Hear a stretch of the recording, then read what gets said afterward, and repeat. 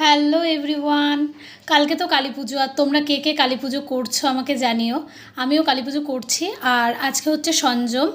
আর আজকে মা রান্না করেছে এই যে করলা ভাজি, করলা আলু ভাজি আর হচ্ছে ডাল। তো এটা দিয়ে খাবো আজকে। আমি যতই তাড়াহুড়া করি না কেন, আর যতই আমি জিনিসটা আগে শুরু করি না কেন, আর আমার তো শেষ হবে ওই পূজার আগের দিনই।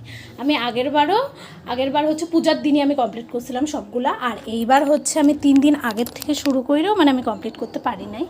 তো অনেকটা বড়, ঠিক আছে। এই ঘরের ভেতরে দিচ্ছি একটা, ওটা হচ্ছে কমপ্লিট। আর এটা হচ্ছে বাইরে, ওটা আমি পরে দেখাবো রাত্রে। এটা হচ্ছে এখন কমপ্লিট করলাম। পুরোটা আজকে করি নেই, কালকে হাফ করছি, আজকে হাফ। তো কেমন হয়েছে প্লিজ কমেন্টে জানিও। আর যেগুলো আমরা প্ল্যানিং করি সবসময় সেগুলো হয় না। তো এরকমই আমি ভাবছিলাম যে প্রত্যেকবার আমার দেরি হয়, তো আমি এবার আগে থেকে শুরু করব, জানি আমার হয়ে যায়, কমপ্লিট হয়ে যায়। কিন্তু ওই সেম প্রত্যেকবারের মতনই লাস্টে গিয়ে ঘাসটা ঘিষ্টি হাফ হাফ করে করতে করতে না এরকম হয়।